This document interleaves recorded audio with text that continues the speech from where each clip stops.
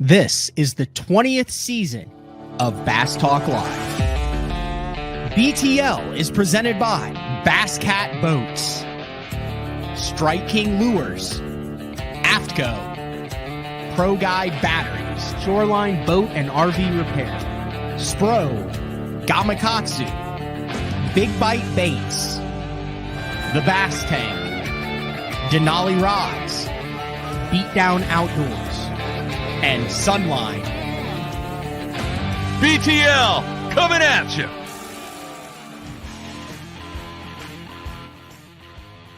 Good morning, and welcome to another exciting edition of BTL Bass Talk Live, where we are going to talk about bass fishing. I've had a good week of shows this week. Yesterday, first time he's made an appearance on BTL, Luke Duncan. A lot of good information about one of the top team series going on in the country right now, the ABT 100, and also the kickoff at the end of this month of, I think it's their fourth season already, the NPFL in Alabama.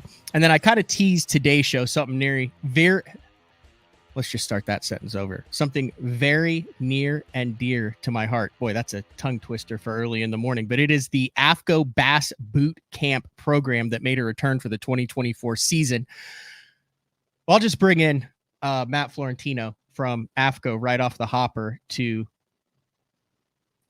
talk a little bit about what that was, because that is basically how I got started in the, for lack of a better term, the AAA, the minor leagues, was through the 2019 AFCTCO Bass Boot Camp season. California, 6:30 a.m. You look very bright and alert this morning, Matt. Thanks for jumping on BTL.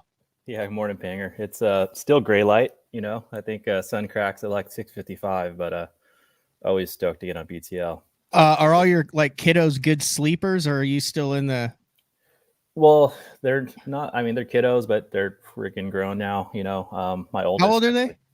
My oldest is 11, just turned 11. Oh, yeah. For some reason, I thought you had younger kids. No, man. And then my little guy, he's 5. So okay.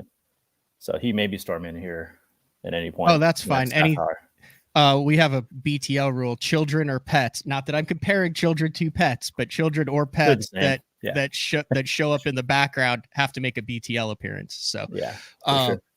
There was an announcement that came down from AFCTCO at the end last year, actually, that they were on the hunt for the next AFCTCO Bass Boot Camp recruit, and that warmed my heart, because the last time you guys did that in 2019, where you paid the entry fees for an up and coming angler for the Bassmaster Opens. In my case, it was for the FLW Toyota Series, 2 divisions, made a return. Now, I was afraid that after 5 years of doing it, you just didn't like the program and I did something wrong. But it's back. Talk a little bit about it being back, and then we are going to introduce he's already been pretty much introduced when you have 18 top 10s in MLF and you win the All-American and get second in the Toyota Series and win a BFL and you're only 25 and you speak 3 languages. A lot of people know who you are. But then we'll bring in Emil Wagner, this year's Bass Boot Camp recruit, and talk to him. But talk a little bit about the program, the history, and why this is important to the AFCTCO brand. Yeah. So boot camp. Yeah, Banger. You had the opportunity to take the reins 2019. It was I would say for us back in 2018, I think, when we were kind of first proactively trying to get into the freshwater market. This was one of our, I would say, unique marketing campaigns that we layered in with everything else that we had activated, getting into the bass market. But yeah, boot camp's a really cool deal. Ultimately, you were the second to do it. John Ziola was the first in 2018. It's always really fun too. You know, we put the boot camp. We're looking for a recruit out there a few months in advance. You get a bunch of submissions from all sorts of anglers fishing the Opens and things. Well, now it's the Opens. Had to fish all 9 of the Bassmaster Open EQs in 2024 to be eligible for it. And it paid, $18,000 entry fee for all of the recruits, plus clothing, plus all of the exposure and video. So people will be able to follow this journey just like they did mine. Is it the same concept where videos will be submitted and you'll be able to follow this recruit through as he attempts to make the Bassmaster Elite Series? Yep. That's exactly it. So same exact concept like we've done previously. Emil will, travel, prep, practice the event itself, a little bit, after the event, kind of be layered all into a video series this entire year on the AFCO YouTube channel. And especially with the opens, and now as everything's transitioned to the EQs, 9 events. It's things have changed in the last, since 2018, 2019. Yeah. Not that they've never been difficult or interesting, but they're on a whole new level. So that's kind of the conversation we had of bringing it back this year, with all the focus on the opens, and just so much more we're doing bass as well as a whole. Felt like a great time to bring this back. All right, here's what we got going on. We're going to bring Emil in and talk a little bit about the AFCTCO Bass Boot Camp. I might even have some advice for him since I lived through it, because I just remember after the first tournament, I was like, oh no, this is going to be an absolute disaster and everybody's going to have to watch this dumpster fire, because my first tournament did not go well in the Toyota series. But when we bring him in, for those that are watching live, this is for the live viewers only. If you've noticed, we've been running it makes Wes Logan look like a badass, quite frankly. AFCO deck boot commercial, new to AFCO. You guys have been working on these things. I think I saw them 3 years ago first, and then they were in prototype. Then they're finally out. They're available. We're gonna have Emil on for the second half of the show, and if you guys have a question for Matt, for Emil, he's a spotted bass guru. Matt, I'm a spotted bass freak too. We talked a little bit beforehand, so we're going to go deep into the world of spotted bass. And if you have a question for Emil at the end, I'll randomly select a question. You send me an email and you can win a pair of the new AFCO deck boots. Those things took forever to get out on the market. They really did. I snagged a pair. I listened to your show yesterday with Luke, and I was like, okay. Yeah, I gave away a pair without asking you. Yeah, like you typically do, but that's all good. Yeah, the boots have been something was in development for actually, I have one of the first. These were the first proto samples. Oh wow! 3 years ago. You know how we operate. You'll get some stuff sometimes at Writers Conference that may not be out for a while. We had wanted to get into the footwear category, especially with boots. Saltwater, freshwater doesn't really matter. Boots keeping your feet dry and comfortable are key. But we made our own custom last. The sole is all unique to AFCO. And at the end of the day, most of the boots that are out there, they're all relatively similar. They're ankle cuts, kind of what most people prefer, rubber all the way throughout. But to be honest, what really sets ours apart is the fit on these. Nice, not too narrow, the right amount of support, but really the juice is in the boots themselves. It's these insoles that we put a lot of time into. There's kind of 3 zones. There's a low section in the front, high section in the back. It gives that right amount, I would say, of it's not too soft, your feet fall asleep, but also enough support, just to keep you just have you comfortable throughout the whole day. Yeah, this is really the juice in them. You can tell it's not just a piece of generic insole, and I was a stickler for that. So. Yeah, Clay Williamson actually bought the boots, I guess, and has them. And trust me, if Clay didn't like the boots, he'd let everybody know. So if you follow BTL, Clay doesn't mess around when it comes to his reviews, comments, and opinions. So a glowing review from Clay goes a long way. Awesome. All right, let's get Emil in here. This is a little bit of a challenge. So we're in 3 time zones. So you're in Orange County. LA County, actually. LA County. Okay, so a little bit north of Orange County. Yeah. We got some cool stuff coming. We're actually going to have your dad on the show here in a couple weeks for Guide Day. I'm really pumped on that. I want to learn about punching kelp beds for calico bass. And now that you're spending some time around here, I've been telling you, we need to go do that. Oh, no, that's 100% of the to-do list. Yeah. So I'm in the central time zone in the thriving metropolis of Shawnee, Oklahoma. And Emil is in the eastern time zone in Georgia. Correct, Emil? Yes, sir. Thanks for jumping on BTL. First appearance on BTL. You've made the podcast rounds over the past year after just an incredible last 24 months on the water. And then to cap it off, entry fees paid for, Bass Boot Camp recruit for AFCO. You are right now you're living high on the hog in the tournament world. It has to seem pretty easy for you and kind of surreal, especially after reading and hearing about some of your backstory. Oh, 100%. I'm just having fun, and I'm super thankful for the AFCO opportunity.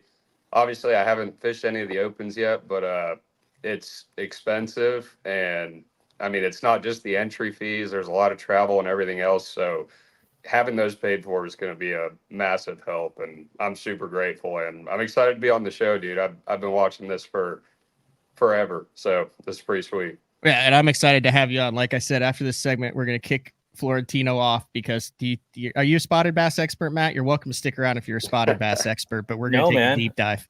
I mean, I that's one, a lot of people think, being from California, that I'm just next door to, some of those big spotted bass, factories up north. I'm sure you guys seen some of the records broken years past with Paul Bailey and a few other people. Cody Meyer. Yeah. But that's like 16 hours north of me. I've never caught a spot myself, but I would love to. And I've seen Emil, the linear fish. hook the man up, Emil. I told him already. Get him a plane ticket to Atlanta, pick him up, take him out on linear and blow his mind. Literally anytime. That's what I told him. All y'all.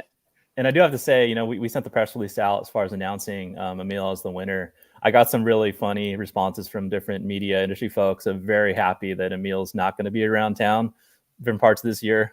He has a pretty good reputation around this neck of the woods for owning linear. So he does. There it is. The press release went out. Emil Wagner, the boot camp recruit. You can watch the video too on YouTube. But Matt, talk a little bit about what you were looking for in a recruit to represent AFCO in 2024, as far as not only on the water, but then off the water, and then kind of representing the brand of AFCO and what it stands for as well. Yeah, 100%. So, like I mentioned, we get a bunch of submissions when we do these from, different types of anglers from all over the country, all, trying to chase their dreams, fish in the opens, hopefully getting a spot in the elites. And, it was actually really tough to make a decision this year. But having somebody like Emil put a submission, one, the video was great, a little bit more about himself, kind of his track record, obviously a very impressive resume. At a really young age, despite never fishing an open, it was tough, but also kind of made it easy. Just, kind of him as an angler and also him just as a person. You got to be the right, nice, Emil's it's kind of funny. He's like talking with him, the team, is just pretty level headed. And especially when you put a camera in front of your face and doing that through the whole year, it's not an easy gig. And I'm sure you can kind of attest to that, Panger. But just being able to kind of keep your composure and just, and also just figure out talking to this little box and things throughout the year. It's not an easy deal, but when we got Emil's submission, and also just, we do a little vetting behind the scenes too. A lot of good commentary from good friends and things in the industry. So it kind of made it easy to go that direction. And we're looking forward seeing Emil, just get after it this year. Thank you. All right, Emil. I appreciate it.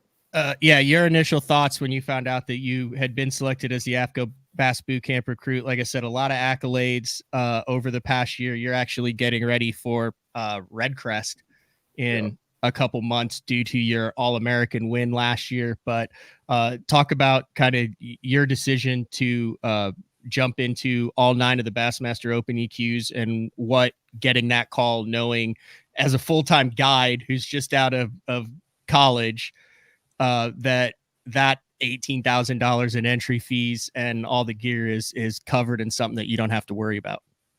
Yeah. So I guess there was 2 questions there, but the first one, dude, it was just, I mean, and as well as anyone how expensive it all is, but it's like, especially coming out of college and guiding, it's like I'm trying to get a house, like you're starting to pay for stuff you never had to pay for before. Like it's just everything starts racking up. Like you're buying trucks and boats and, just everything. Like it's the most expensive sport ever. And then on top of that, like, I mean, I don't think there's any hiding the fact that the Opens aren't the most profitable tournament trail out there. So I was leaving somewhere I had a really good year, financially, and then go into something where you potentially have 2, 3, 4 years of making little to no money. So having that, like you said, weight off my shoulders and being able to just focus 100% on the fishing and obviously filming and editing a little bit is it's huge. And like I told Matt when we first talked too, like I've been wearing AFCO since I was in freaking fishing high school tournaments. So like I love the brand already, and like to be able to partner with y'all was freaking awesome. Like I told all my buddies, like when the submission came out, I was like, this would be freaking it to win. So I'm just stoked and thankful. Are we going, Matt? Are we going like full boat wrap on Emil's rig here, or what are we doing as far as kind of some branding wise, or is he just going to be decked out in all the AFCO stuff? Yeah, he'll be decked out in AFCO predominantly. He has his own wrap and his own you know, kind of jersey that he has going on. We do have placements though on the wrap and jersey. Yeah. All right. And then as far as content for what the listeners and viewers can expect, just kind of talk about what's going to be coming down the pipeline, when it is, what type of media is going to come out of this. Yeah. So, you know, Emil will be filming, you know, throughout the whole year, more or less, in the Opens EQs, kind of as he sees fit, you know, pre-prep, practice, the tournament, post-event, kind of all those different type of things throughout the year. We'll try to capture that the best we can. And some part too, like actually I was chat with Emil, just some stuff on the road, you know, it's kind of funny. You know, we had some of the other finalists that were part of boot camp. You know, reached out to some of them just to thank them for their submissions, and turns out I think a couple of them will be rooming with you, Emil. So it'll be kind of a, you know, it's kind of like, oh, we actually had a little. No, I got some texts from some of them. Yeah. So I reached out to a couple of the guys we had as finalists, and which, you know, I'll name them actually. Garrett Warren, he was one of the we had as a finalist. Really great kid. He'll be fishing the Opens this year. Sounds like you guys are rooming a couple events, and also Andrew Loberg. He'll be fishing the Opens as well. And it sounds like you guys might be rooming a little bit as well. So, wait, you're rooming with Andrew Loberg? For a couple of them, I know. Like, oh we're my rooming gosh! Watch. Yeah, sorry, Panger. Yeah. I literally, so we're in Florida next week, and I pre-recorded some shows, right? Right. So I've got some shows that are running next week, and Clark Ream and I did like a blow-by-blow breakdown of the Opens for next season, every single event. And then we went through the field, and we were like, all right, here are the 9 guys, with Milliken being the oldest at like 32, and then old man John Garrett at 28, and the rest of these kids. And we were like, okay, everyone wants to say, okay, we got the young, talented live scope set, and then you. And now you're rooming with Andrew Loberg, who's been a West Coast phenom with a bunch of other wins. There's 2 more 25-year-old guys that are coming up that are going to be just ridiculously there's more tough. Than that too. I know, that's what we were saying.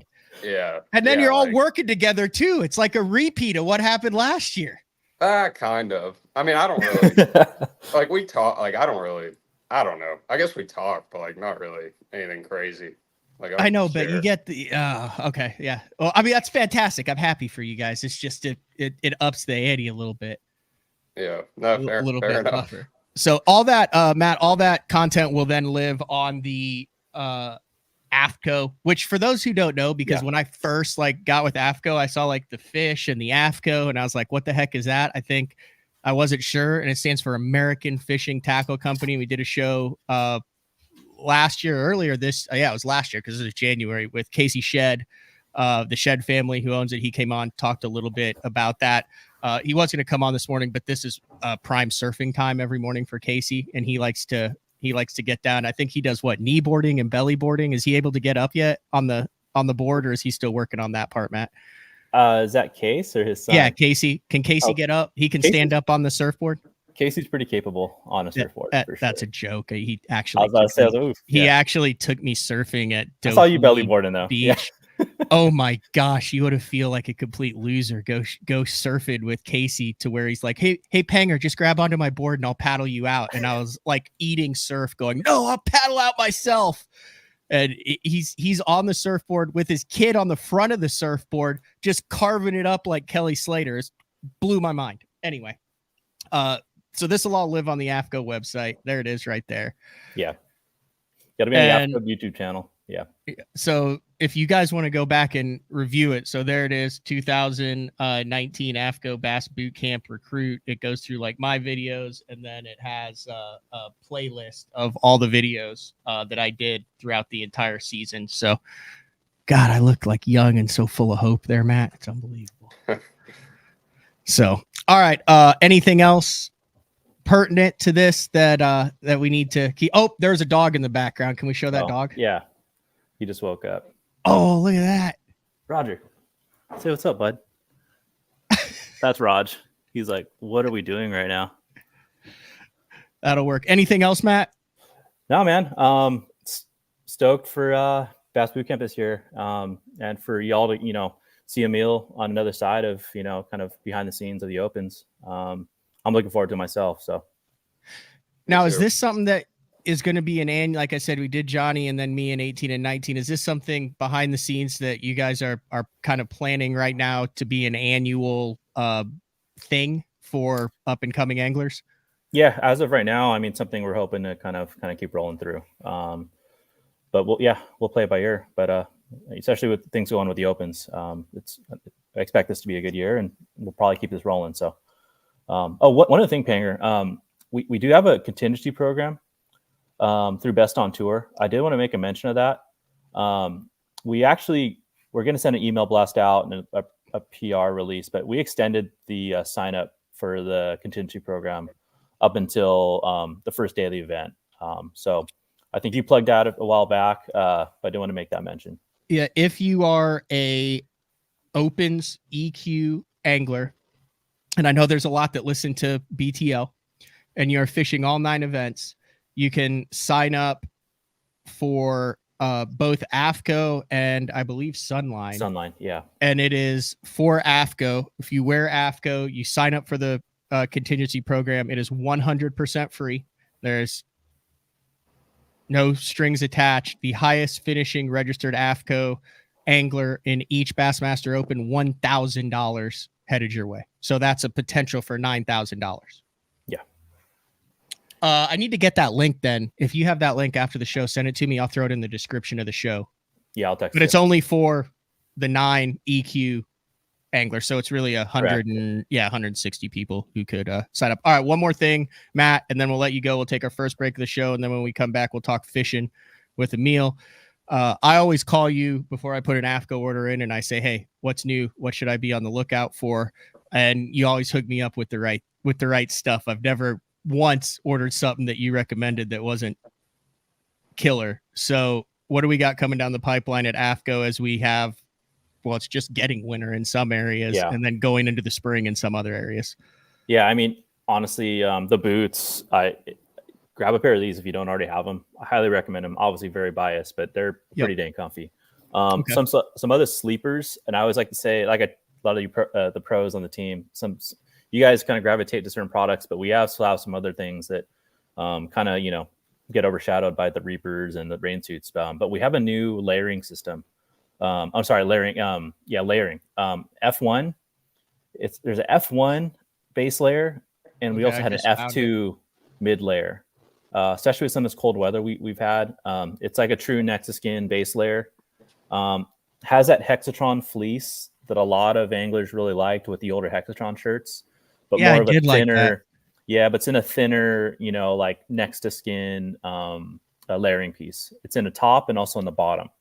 So that goes under the hydrant. Yeah, talk about that layer. Yeah, so you start with that F1. It's kind of your first base layer. I've been wearing them a bunch lately, and they're great, especially the cold weather we've had. Start that with your F1. If it's you usually get by, and again, I'm in California, so it's not too bad of like you guys in Oklahoma or what have you. But I'll start with that base layer, and then I'll kind of put on my honcho pants, and then say my Reaper, and then my foul weather gear, my bibs, and my jacket. You take it to the next level. You combine the F1 base layer with the F2 mid layer. I think those are the pants. They're kind of like more technical sweatpants, I would like to call them. You combine those plus your bibs, and everything else, you're pretty dang comfy and warm. And we now have that like true base, mid, and then shell and insulating layers for true cold weather. And I would say that would be the deal as far as that just next level of comfort without being super bulky, especially this time of the year. I like it. All right, Matt, thanks for jumping on. Thanks for getting up early. Greatly appreciated. Matt Florentino what is your actual title? I know you run like the pro staff and do a ton of marketing and everything, but like if I was to put like a title in this show, like what would that be? Yeah, I'm the marketing director technically, but like everybody else at AFCO, we all kind of do a bunch of different hats. But yeah, I'm the marketing director. Marketing director for AFCO, Matt Florentino. Thanks for jumping on BTL. Thank you guys. Thanks, Matt. Right. See ya. All right, see ya. Talk soon. All right, you ready to get down to business, Emil? Yeah, for sure. All right, we're gonna take our first break of the show. When we come back, get your questions into Spotted Bass Expert Full-Time Guide. We're talking Hartwell, we're talking Lanier, Kiowee, like all the Spotted Bass stuff on the East Coast. And 2024 AFCO Bass Boot Camp recruit Emil Wagner. And at the end of the show, I'll randomly select one of the questions. I might even put it on Emil. If there's a really good question, I'll make a star by it. And then you send me my contact information. You'll get a pair of the new AFCO deck boots. It's BTL on a Wednesday. We'll be back right after this. The new Puma STS has been redesigned from the ground up. With the angler, design, function, and performance in mind, nothing on this new offering was compromised, and the only thing carried over from the previous version is the name. Based on the Soft Touch series hull that started with the flagship Jaguar, this new model is nimble and performs incredibly well at all speeds with either a 250 or 300 horsepower engine. Featuring a new 96-inch wide-body footprint, this hull measures out at 20 foot 7 inches in length. Industry-leading design coupled with tournament-winning performance. The Puma STS from Basscat. Feel the rush.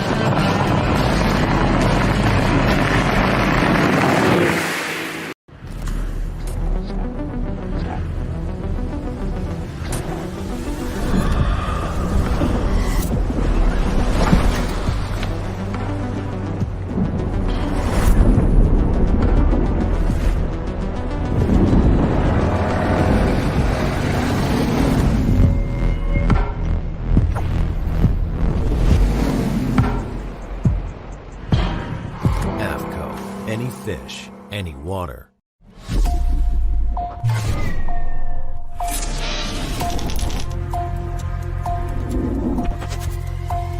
Everything you need, one legendary brand. Top one on Strike King. Elite Series Pro Daryl Gleason here. My Pro Guide batteries keep me going on those long tournament days and long practice days. Always plenty of juice, never fail. The best part about Pro Guide batteries, it's the people behind the company. They have over 40 years experience in the battery business, keeping all of us fishermen out on the water longer, catching more fish. Check them out at ProGuideBatteries.com. Have you considered purchasing new electronics for your rig? The type of mounts you choose to protect your investment should be part of the decision-making process. No matter if you prefer 1, 2, or 3 graphs up front, Beatdown Outdoors has a solution for you. Adjustable, versatile, rigid, and made in the USA. What's your ultimate electronics setup? Check out the full selection of Beatdown Outdoors products by visiting beatdownoutdoors.com. All right, welcome back. BTL on a Wednesday. Talking with Emil Wagner. You're in Georgia, right? Yes. Quite Marietta, frankly, right outside Atlanta. I'm embarrassed I haven't had you on the show yet because of what you've accomplished over there on MLF. There's like certain guys that you know about that you want to have on the show and that it just doesn't happen just because of time. Oh, dude. Travel. Well, you got so many people you can have on. I don't even know how you sift through it and think about it. Yeah, well, you won the All-American, though, and the All-American is near and dear to my heart. One of the tournaments that I would really like to participate in. And so much history with the All-American when you go back to Rick Clunn and Stephen Browning, Jeremy Lawyer, Shaw Grigsby. You start naming the guys who have won that, and it puts you in some Jacob Wheeler, and that puts you in some pretty elite company. Yeah, dude, I was more sad about I got 7th at our regional on Eufaula in October. I missed 6th by 2 ounces, and I swear I was more sad about that than like any of the second places this year. I just wanted to go back. I was like, that's freaking brutal. In 2013, I finished 8th in the regional and missed the All-American by a pound. And it's not easy to make, dude. No, tough. And I still, I mean, that was a decade ago, but it's still I still think about that a lot because I mean the All-American was on the hit list. There was like Jim Tutt was fishing that out of the Rice Krispies boat. Todd Castledine was in that top 10. Jeff Reynolds was in that top 10. Justin Phillips, like it was crazy. I remember looking around going, what? I mean, like a little ZX 190 10 years ago, like making a run. I'm like, what the heck am I doing here? Like, but no, a heck of an accomplishment. Thank you. But Thank you. so what is your level of like expertise as far as filming, documenting, editing, getting this stuff done? Like, what's your game plan for this? Because that, when I did it in 2019, was what made me the most nervous, was trying to get this content done and make it not affect my fishing.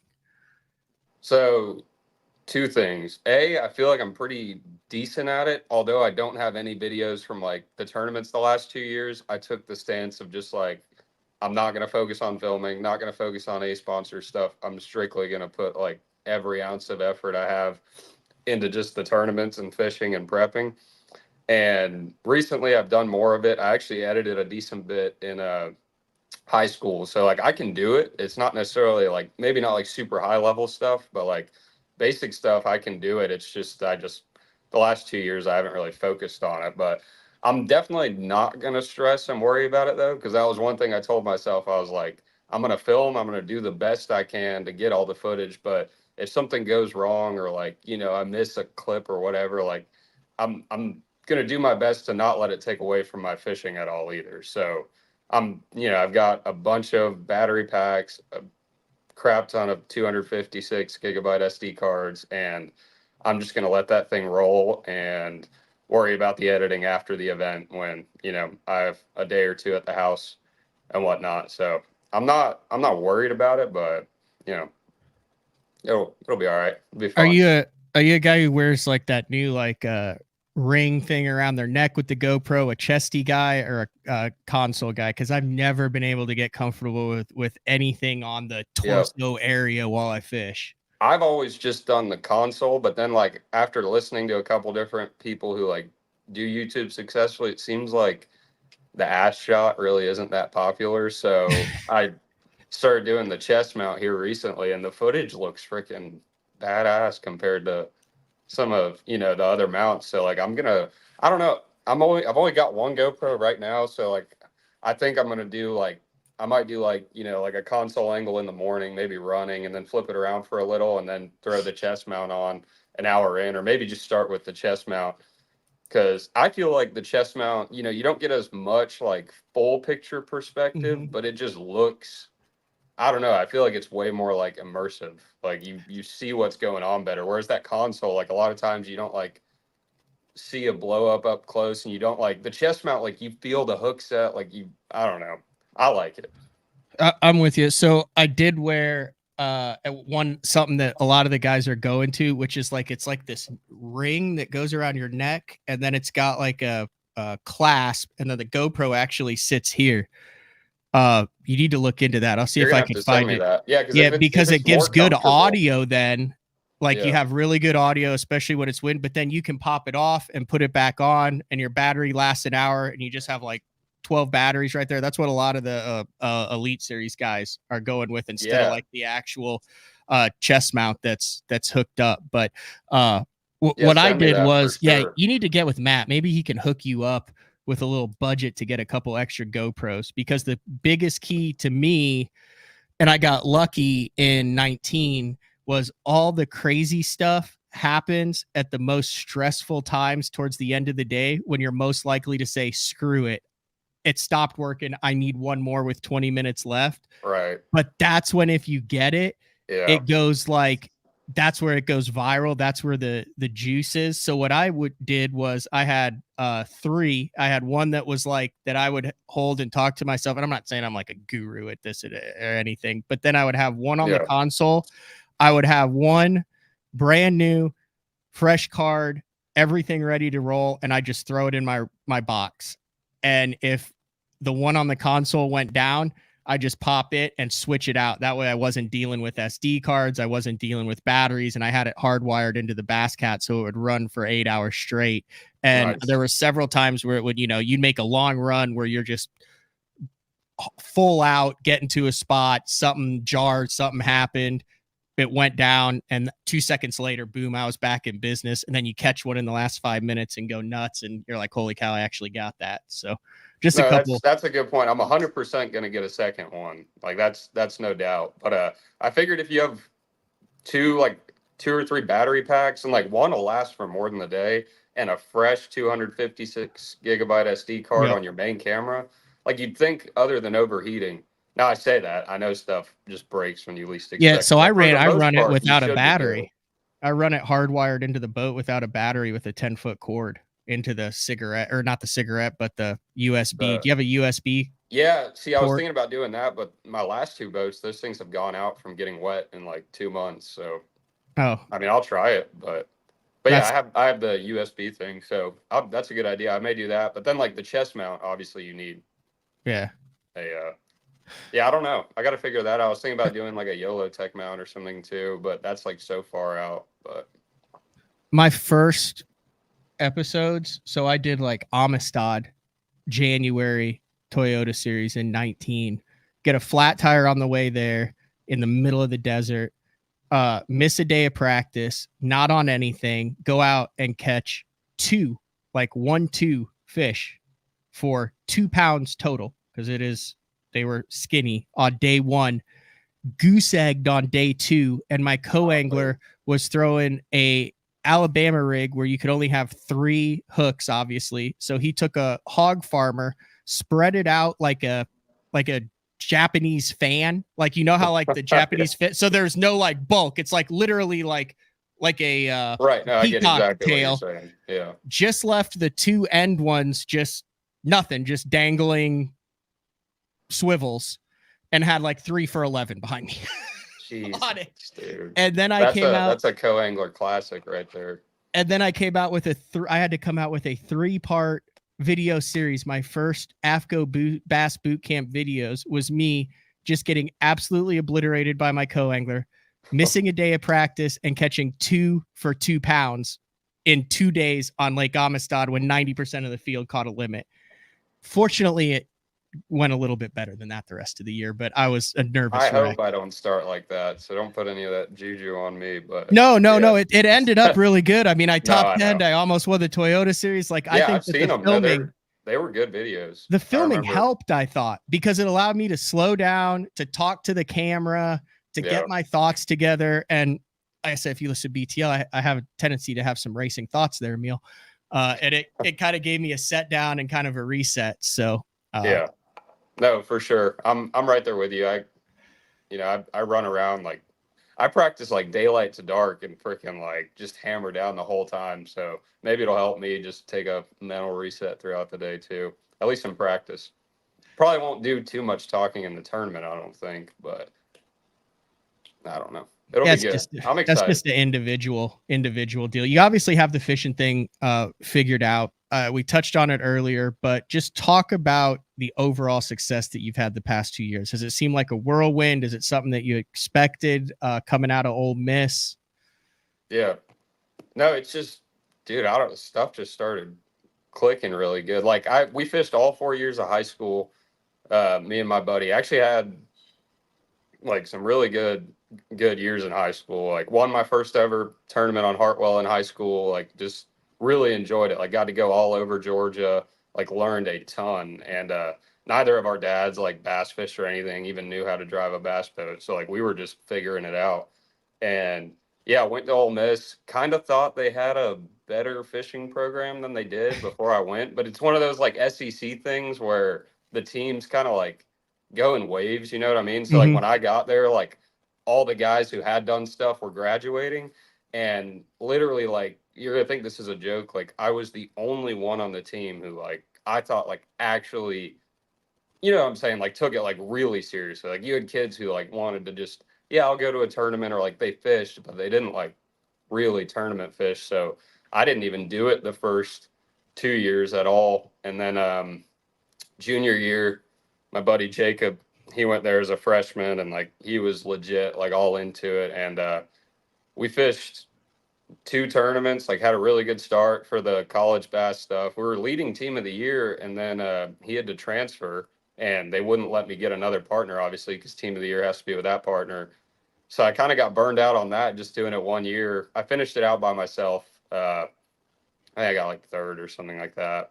But and then senior year, we just fished one to get to the national championship. But like I said, I really didn't fish a bunch of college stuff. I would just go home like every weekend, every other weekend, and just fish around the house for fun and fish local stuff. And then coming out of college, I actually had a job with Pure Fishing in digital marketing, believe it or not, for like half a year, close to a year maybe. And that was like laptop work, and love all those guys, like enjoyed it, but it was not for me. Like I've like bad ADD, so I could not be cooped up in a room for that long. And I'd been wanting to guide. It always had been on my mind. So I just said screw it and gave it a shot. And I kind of I announced it like right after I had won a handful of local tournaments in a row. So it kicked off like right off the rip. And dude, I've been doing it for 2 years now. And like my biggest worry was not being able to fill a schedule. But it's like I do it full time, like 5 days a week, 4 or 5 days a week, and usually leave the weekends open for a tournament. But it's been great. I guess you asked about the tournaments, so I didn't even talk about that. No, it's all good. You just talk about whatever the hell you want to talk about. Yeah, man. but no, and then obviously doing guiding, like another big reason I wanted to do it was so I could fish whatever I wanted to fish and come home for 2 weeks, guide or as much as I wanted to, and then get back on the road. But yeah, I guess, dude, this was 2022 was like an incredible BFL year. Obviously, I went to 2 regionals, got second, and I get another one, fourth or something. But I got lucky too. They were both on herring lakes. I mean, one was on Murray, one was on Smith. Smith might be my favorite tournament lake other than Hartwell, but got lucky there. I mean, just like fishing good, making good decisions. Like, you know how it is. Like, you get on a roll and it just feels good. And not really to your level, but yeah, I mean, I've had brief moments of that.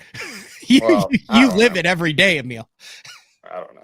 But then like 2023, I was like, I made enough money in the BFL stuff to do the Toyotas, and I fully expected it to just be like learning and not making any money. And like, dude, I thought I was going to be like all geeked out about like fishing against certain people. And like the first one on Harris chain, like not like, it felt just like anything else. And like, dude, I was just super comfortable and just a heck of a time, dude. Learned a bunch. Like I will say most of those tournaments were within about 4 hours of the house. So this year it's going to be a lot more like legit new water. Like, not like you can go to a new TVA lake, but it's still TVA. You can go to a new herring lake and it's still herring stuff. But like this year is going to be, I mean, I've been to 2 of those lakes, so I'm not worried, but I mean, it's going to be, I'm happy I get 5 days of practice because that's a lot and I'm probably going to need it. So, kind of, I wouldn't say lost in all this by any means, but I mean, you're fishing Red Crest. Yeah. Dude, and Red Crest is on Lay Lake, and Lay Lake has spotted bass in it. Yeah. Dude, I like forget that's even going to happen until someone will bring it up, because I just get so busy guiding and everything else. Like, you just focus on the next day. But yeah, I'm fired up for that. After what would it be? Yeah, Okeechobee. Once we get back, I got like 2 days or something, and then I'm gonna go to Red Crest to pre-fish for Santee Cooper. You go Okeechobee, Washita. After Santee, I go to the tournament, but they have the practice cutoff. Oh, so you're gonna go after the practice cutoff in between Okeechobee and Washita, which is like 5 days. Yeah, no, I'm going to finish Okeechobee, go practice for 3 days on Lay, and then go straight to Washita pretty much. And then, yeah, it'll be off. I think it goes off limits the 9th or 10th of February. Mm-hmm. So I'm going to go get a few days in over there. So that'll be fun. But yeah, I'm excited. I don't know anything about the place. I can't hear anything, obviously, but I just take them as they come. Like, there's so many tournaments, dude. It's like, especially, like, I'm telling you, especially guiding. Like, I fish like 300 days a year. So I don't even like, I do Google Maps for like a lot of my like pre-tournament research, or Google Earth. But other than that, like, I don't really call people or too much research. I just kind of do my own thing. What do you like so much about spotted bass, and why do you think you're so good at catching them? Dude, they're aggressive. If you're gonna catch them, you catch them quick, and you don't have to sit on them very long. Like even if you have a school of 100, you're probably gonna catch 2 or 3, and then my style, like I'm not saying you can't, like especially in the winter, like you could find them loaded up in like a creek ditch or something and probably sit there all day and squeak some out. But my favorite way to fish is to run and gun, and dude, you just even in the dead of winter, you can do it. Like you're fishing slow, but you still fish really fast, and that's kind of my style. But I feel like growing up too, like some of the pros who gave it a shot on tour around here, like there was always this thing like, oh, if you're a herring guy, like you're not gonna make it, on a national tour, but you can 100% take that run and gun high percentage mentality almost everywhere you go, with the exception of like Florida. But even there, you can do it on Harris chain. Like Okeechobee, you can't do it. I mean, if I pull my trolling motor even 3 times, I'll probably be in like 100th. So I'll just have to fish in that one. But dude, I don't know. I just love catching them. All right, your top 5 spotted bass fisheries that are in your neck of the woods, because I know there's a bunch of them and they're similar but also different. Right. So like there's herring fisheries, and then you're saying strictly spot fisheries. So that would have to be, I mean, Lanier's number 1, 100%. Like if you're just talking spotted bass, it's in terms of just like 3 to 5 pounders, it has to be the best in the country. Like I'm sure you've seen the local weights. Like the last one I had 20 and got like 7th. Like it's insane. I'm serious. Like it's and it just keeps getting better every year. And even with all that pressure and publicity and national tournaments, they're still. And that's the thing, Lanier. You'll go to Charleston Park, where I launch out of normally, on a Tuesday, and there will be 20 boats on a nice day, 30 boats. Like it gets fished a lot. And but no, Lanier would be number 1.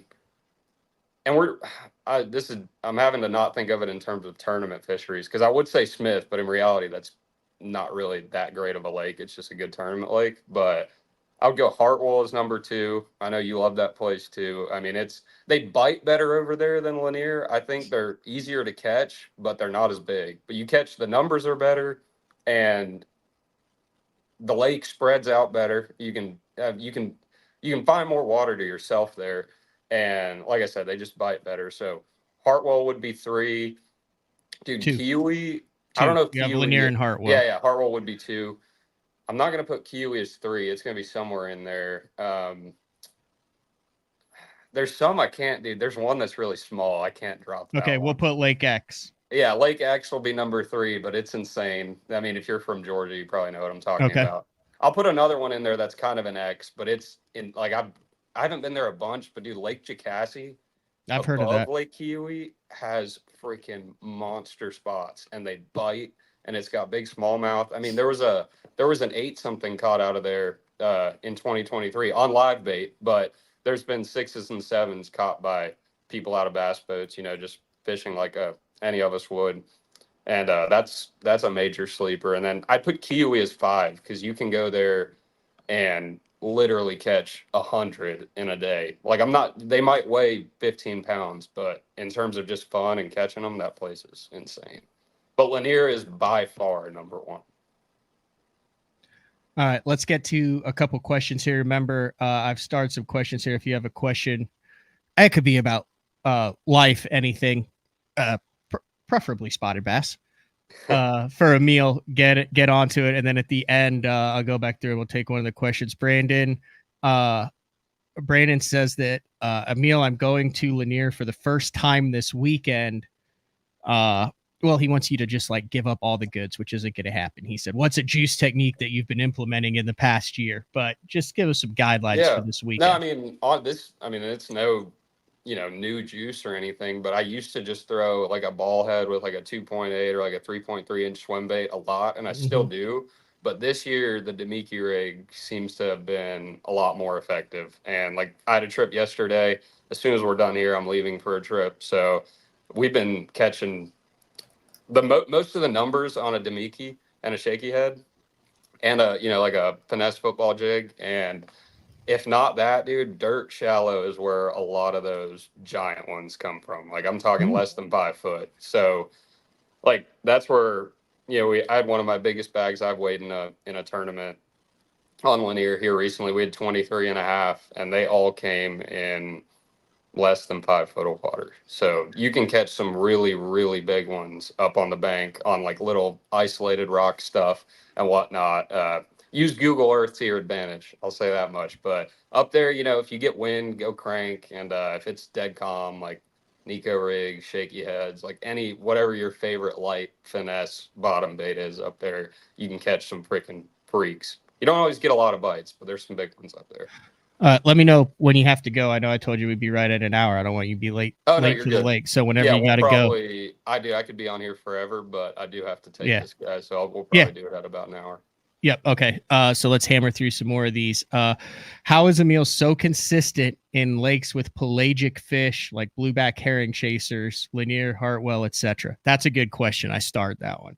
Yeah, and I think you see, like I've been fishing Lanier since I was like 12 out of a kayak. So over time, you just see things happen over and over and over, and I think you just recognize stuff, like even like in a summer tournament, like everyone knows, like, yeah, you go throw top waters and swim baits and flukes over schools of fish and brush piles and whatever. Like that's no secret, but it's like, it's all the micro adjustments you make throughout the day, I think, that make the difference. So it's like, I guess you're saying every herring lake, but it's like all those micro adjustments pretty much apply everywhere you go. And that's like the sun dipping behind the clouds for 10 minutes and making a color adjustment, or the wind hitting on, a third of the section of the south end, and you go run your best stuff when the wind hits that like certain third of the lake. And just like little things like that throughout the day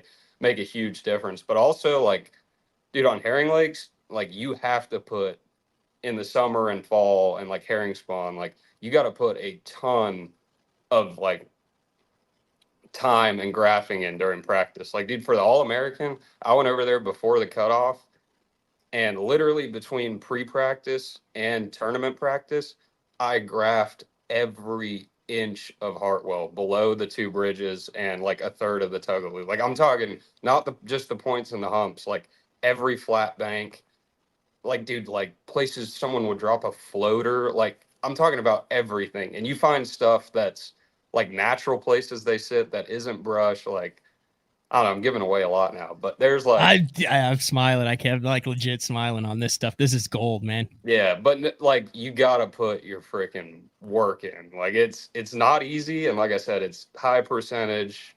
Like you gotta know what you're looking for, and typically you gotta find a lot of it.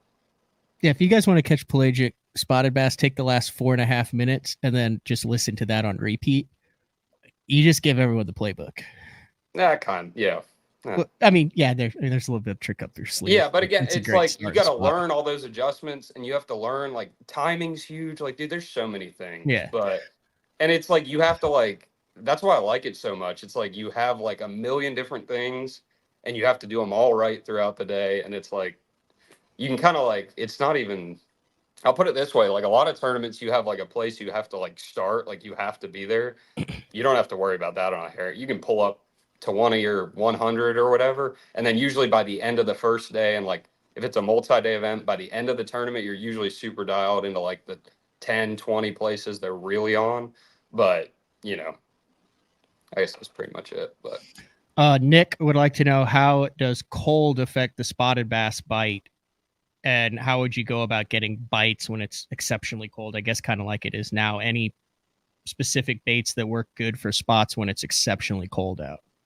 So right now we have some of the lowest water temp I've seen fishing out. It's like 45, 46. And I've seen it down there before, but it's like the last couple winters I haven't seen it. But they're more aggressive than you think, even when it's that cold. Like they'll freaking shoot off the bottom for a Demiki in 70 foot of water.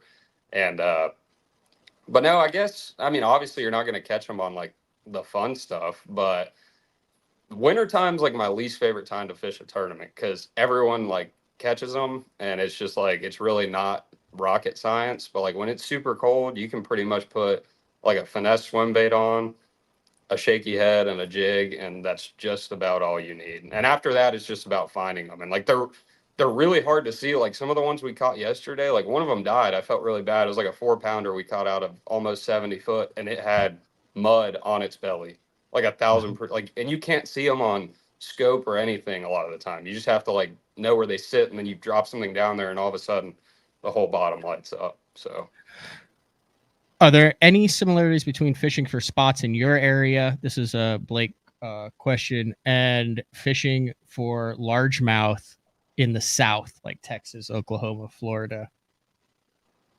Any similarities, or is it like just totally? Yeah, in different? terms of like Eufaula, Alabama, I'll compare it to that because that's one of my favorite lakes. That's not like it's got spots in it, but it's not a spot lake, obviously. But I mean, you can get them to react out of brush, and like, you know, they sit on hard spots and whatnot. But I guess there's really not. I mean, they're both bass. Yeah, they both suspend on stuff, but no, I mean, I don't know. It's not. You can fish for them kind of similar, but you gotta, like I said, you can still do that high percentage run and gun thing, but you gotta adjust like baits, depths, you know, all that stuff, color. Kyle wants to know what the biggest difference between targeting spots and smallmouth is. Do lake smallmouth, not I'm like I'm not your smallmouth guy yet. I've been to Champlain and I've caught some smallmouth up here just randomly, and like Kiwi's got a few. I caught them there in high school, but not dude, a guru I've been to Cumberland once, but I'm not your smallmouth guy. I did notice on Champlain, they are a lot easier to catch, in my opinion. Like that's why you go to a smallmouth event and everyone's got 20 pounds. Like you pretty much see one and throw like a flatworm or whatever at it, and it bites. Like you can't do that with spots. But no, I mean, I don't know. There's definitely an art to doing all that, and it takes years to learn to, you know, because then there it's a game of catching 25 instead of 20. So there, I'm sure it's like figuring out how to get the giant ones to bite. But no, I'm not really your guy there. They both suspend and swim a lot for sure. Pete would like to know what angler your game is best aligned with, or do you really look up to anybody's style of the touring guys out there? I've been asked, dude, I feel like I don't even know him really, but I feel like just watching like Patrick Walters, I feel like I fish pretty similar to him.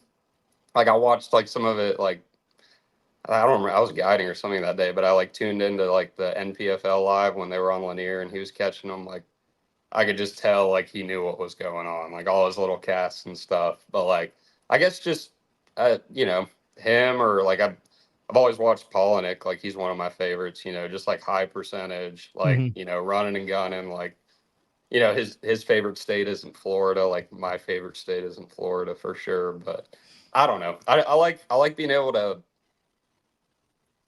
I want to pull up to something and know where I'm going to catch one. You know what I mean? So. Yep. A couple more questions here. My boy Zach, he's a Lake Norman guy.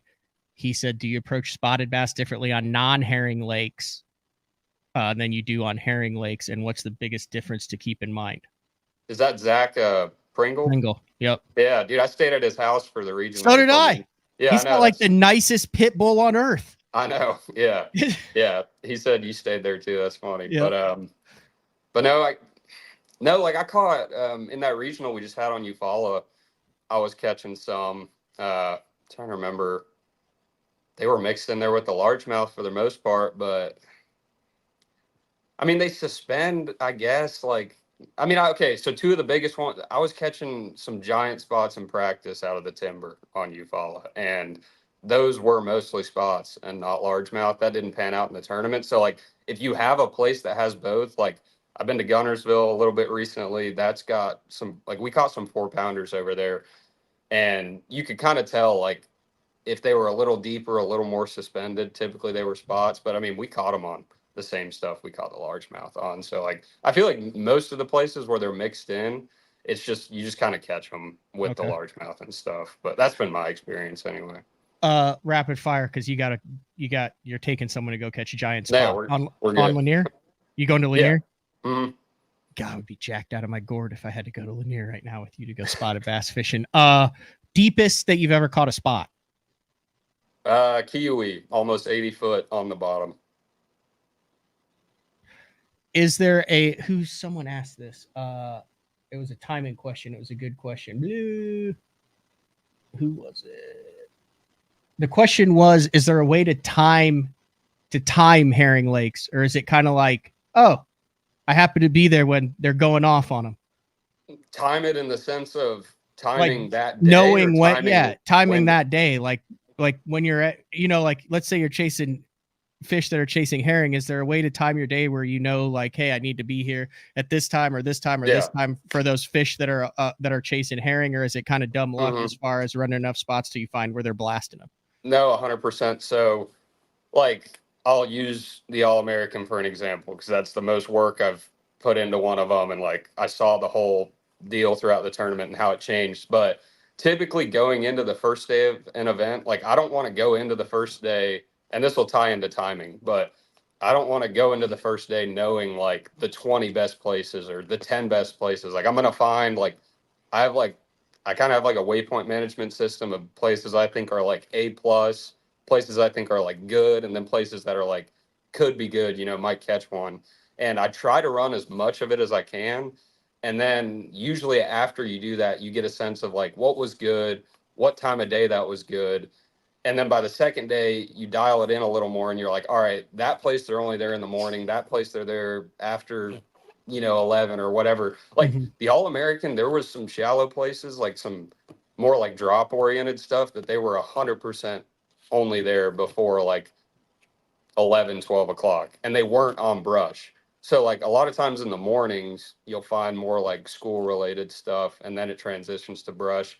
I say that I have had some brush places that are just nuts right off the rip, but you kind of just got to learn that throughout the tournament. And then current too. Lanier, they never pull water typically on the weekends, but like if you have a tournament that starts on like a Wednesday or a Thursday, like an open, you can't feel it like you would on a TVA lake or something, but like you'll take a hump that's got some scattered brush or whatever, and you pull up there at 3 o'clock when they've been pumping water for a minute, and you've seen it. Like all 100 of them are sitting up top, and you throw a chrome tennis shoe at them, and they all come up and destroy it. And then you pull up there when they're not pulling water, and there's 4 over here and 10 over here, and they don't really commit. So it's like, if you can time your best stuff with the best time of day and the current, then, you maximize your chance of catching a big one at every place. So you definitely can. All right, 3 more questions. Clint, our boy Clint Bartlett, I think he tangles with spots every now and then. He goes, he wants to know what color crankbait you're going with. When it's cold, I just pretty much just throw red. Like, I just did a video on the Dime 10, and I didn't have any dimes in red yet, so I caught them on like a clear like shad color. But if I got to pick after from like, I pretty much throw crankbait from like November to March, and it's almost always red. Clay wants to know if there's a difference between the Alabama spotted bass and then a traditional. Yeah, Kentucky. for sure. So when I've been to like I said, Eufaula and like Gunnersville, places like that, they seem to always be related to structure. Table Rock was different, I'll say that. But like in terms of like TVA stuff, Eufaula is not TVA, but like they're always set up on something. And like Lanier, Hartwell, Herring Lakes, they're still usually set up on something, but a lot of times you'll have fish just roaming way off the end of a point or a deep spot or something like that, whereas you don't really see that on those kind of lakes. Table Rock you did, and that's, I guess, not really a herring lake. I don't know if there's one of those weird other strains of herring in there, but there was some out there in the freaking main channel you could catch. That's not where I ended up catching any, but there they act pretty similar to here, like deep points, like roaming out there on bait, like little rock piles and stuff. So 2 more questions. Pete would like to know, would you rather fish for spots on a sunny day or a cloudy day? Cloudy, 100%. I feel like most people have this, I don't know why, it's like over time, like I feel like all the media coverage on spotted bass, like people think it's better when it's sunny. Still catch the crap out of them when it's sunny. Like it can be insane, especially summer topwater fishing, but clouds and wind, by far my favorite. If you were to, and then last question is my question. If you were to pick your top 3, 12 months out of the year, you can only have 3 spotted bass baits. You're going to one of those 5 lakes that you mentioned: Lanier, Hartwell, Lake X, Jokasee, Kiowee. Yep. you know, what are 3 baits that you're always going to have tied on the front deck for spots? So you got to pick 3 for the whole year. Yeah, yeah. Yeah. Okay. A shaky head for sure. Number Okay. 1. Ball head swim bait. Like I said, a 2.8, 3.3 inch swim bait on like a 1/4 ounce head, and it'd be a toss up between a fluke and like a pencil popper, but one of those 2. I bet we could do a whole show on how you fish your fluke. Yeah. Are you one of those are you a tricky guy? Like, are you one of those guys who gets into all the JDM stuff where, you know, the riser's big out there and all the weird new like stuff? that little, I've got some tackle up Oh, there. the Like, there's a bunch credge of- now.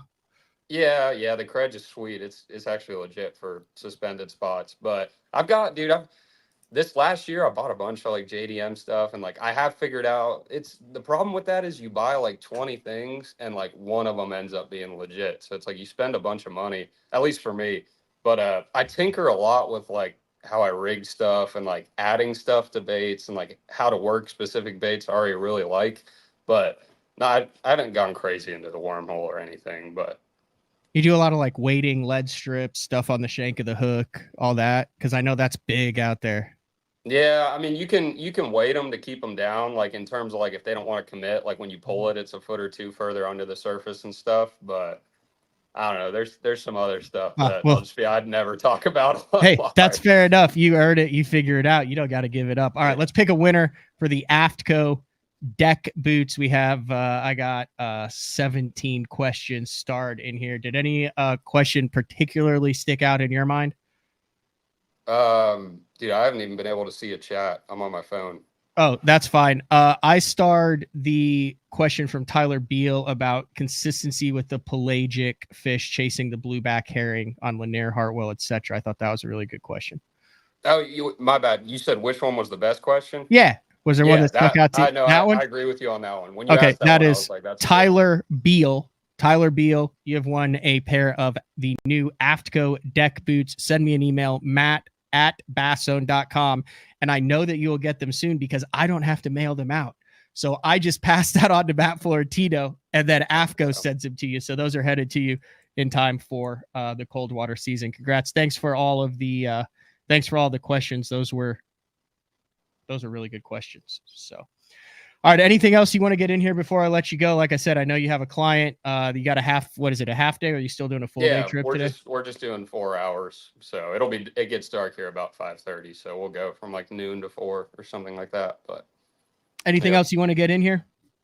Oh man, just if y'all are watching, I'd really appreciate it if you followed that Aftco series. Like obviously I'm going to be putting a bunch of work into it and I'm super thankful for it. But no, I mean, we'll have that up. I'm trying to get a lot better content wise. Like I've been focusing on that the last couple months. So if y'all want to check any of that out, it's just Emil Wagner fishing on everything. But no, other than that, I appreciate you having me on, Matt. Maybe we can do like a halfway through the season show or something. Yeah, I was thinking after every 3. That would be 3 times. So that would be after Santee Cooper, after St. Clair, and then after you win on Hartwell. Ah, shoot. I don't know. We'll see. It'll be fun. But yeah, I'm down, dude. I'm always down. I like talking fishing, so we'll do it. All right, thanks. Much appreciated. Congratulations on being the AFCTCO Bass Boot Camp representative in 2024, and good luck in the All-American or the Red Crest. Thank you. I don't talk to you before that, make sure you got it. Make sure you have a good outfit for the Thunderbolt Bowl. Yeah, we'll do. Thanks, All Matt. right, see ya. All right, that is Emil Wagner. It said if you follow bass fishing for the last couple years, he falls right in line with this list of tech savvy young guns who put their time on the water, who have one sole focus, and that is to be the best that they can on the water. He mentioned casually 300 days a year. I do this once or twice a year. I like the numbers, but you hear 300 days a year and it just rolls off of your tongue. And I don't think you realize how many days a year that is. So let's say you fish every other weekend, Saturday and Sunday. That's a lot. Let's say Friday, Saturday, and Sunday. That's every other weekend. That is 6 days a month that you're fishing every other weekend, let's say you do that 12 months out of the year and don't miss any weekends, it's not that many days a year. I believe it's 72, but I want to make sure that I'm right. 6 times 12, 72 days a year. That's 3-day weekends every other week. He's talking about 300 days a year on the water. When you talk about inclement weather, when you talk about holidays, when you talk about travel, that's one of the reasons why the guy's winning so much and is doing so good. A lot of time on the water. All right, we're going to take our final break of the show. When we come back, talk about what we have going on for the rest of the week.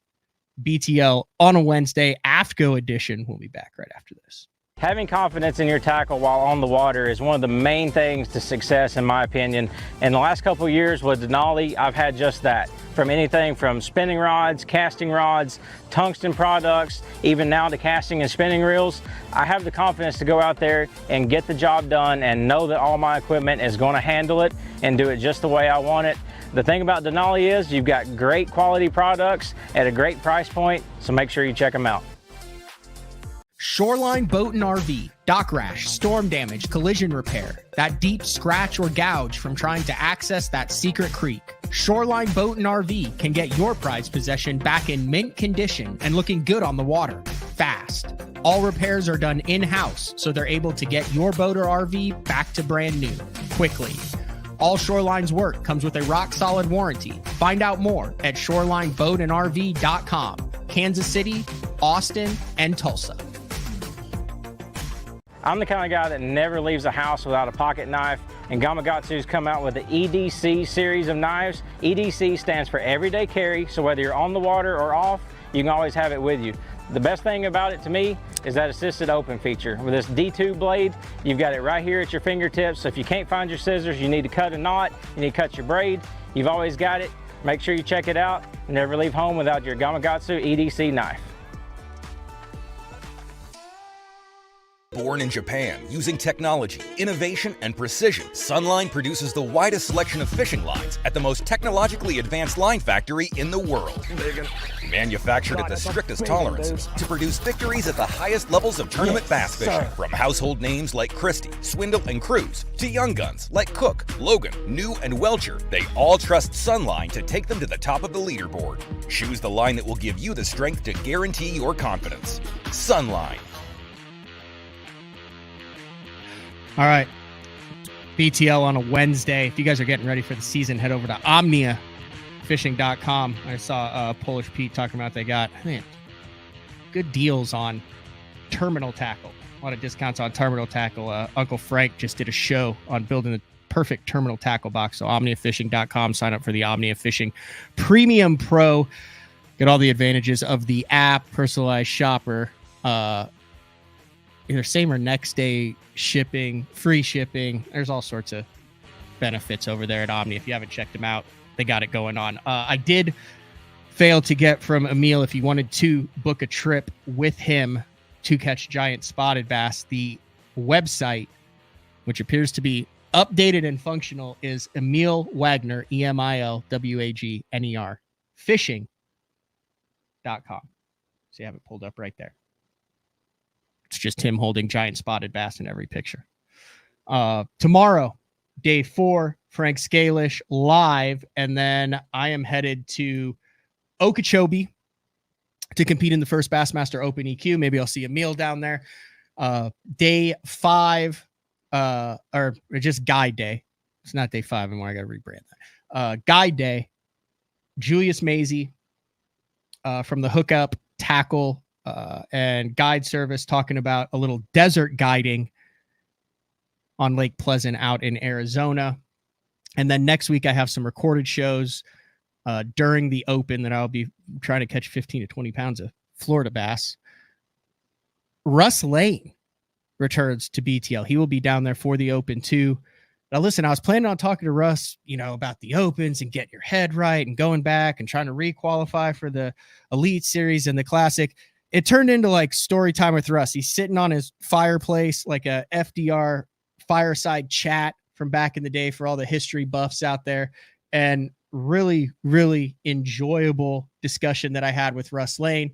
Then on Tuesday, a true Bassmaster Open EQ for the 2024 season, Clark Ream, and I sit down for an hour and a half. We break down every single fishery, the time of the year, the obstacles that we're going to face, the winning weight that we think it'll take, and who we expect to be at the top when it's all said and done. Now, listen, if you've been watching BTL over the last couple of days, you've noticed I've had a bandaged finger, and I did have a workplace injury, so to speak. And I'm a little nervous to glue it. So here's what happened. And it's all the way down to the bone, but it's been 4 days now. And this is the first time I can take off the bandage without it bleeding. So I was preparing some tackle boxes and like the dividers. So you pull the dividers out and then you've got the little tab on the end. And sometimes, like with the pair of scissors that I had, I couldn't get it completely flush. And I was working on a bunch of tackle for the Open. I wanted everything to be nice. So in my brilliant train of thought, I went into the kitchen. I've got a butcher block there, and I pull out the biggest butcher knife, razor sharp in the butcher block. And I go back into the living room, and I'm holding those little plastic strings of dividers, and I'm just taking it and going shoo, shoo, and cleaning, cutting the clean so I can put it in. And I literally just like extended my index finger while I was holding it, and it only stopped when it hit the bone. So I think I got it. The only problem is when I hold like a reel like this, it's like literally right where it is. So the first fish that I catch on braid in Florida is going to be like right in that cut. So that's good times. But yeah, I think that's all we got for today. Check out the Aftco stuff. It's all, they constantly update it. So when you go to aftco.com, if you want to know what they have new, here's what I do. I always go, there's the Aftco, and then you go to men's, and then you can go down to new arrivals. And that is where you can see a lot of the new stuff that comes in, and it's all fairly seasonable. I know there was a question about the hat that I currently have on. Florentino hooked me up with this, but I have seen it for sale. I don't know. I'll have to ask him about that. I'm scrolling through all of their hats, and I'm seeing if they have it. I do not. I know that they change. Oh, here it is right here. This hat that I currently have on, the Boss Trucker hat. Oh, it comes in blue too. I didn't know that. I might have to order that, but there it is. That's the one that I'm currently wearing right now for $29. And the other cool thing, I'm a big Richardson 112 guy. These fit very similarly to a Richardson. Obviously, they're not a Richardson or an Aftco, but fit very similar to a Richardson 112, a little bit shallower, so you don't end up like 1 out of every 4 Richardsons will give you the bad ears, where the ears will stick out a little bit. For some reason, it's just like a 1/4 of an inch deeper. But all right, big shout out to Emil. Thank you for jumping on. And also a big shout out to Matt Florentino for getting up early in the morning on the West Coast to talk about Aftco. Aftco doing a lot of great things, not only with the Bass Boot Camp, but what they do with their 10% pledge, what they do with the Aftco live release boats, what they do with the Aftco bank bags, their support of the professional fishing industry on the freshwater side. And then also they do a lot of work on the saltwater side for water and anglers' rights, all sorts of stuff. So, all right, that's all we got for today. Tomorrow, 8:30 a.m., Uncle Frank. I know he's got a topic, but I can't remember what he's going to talk about tomorrow. Guess you have to tune in at 8:30 to find that out. All right. We'll see everybody tomorrow. Later.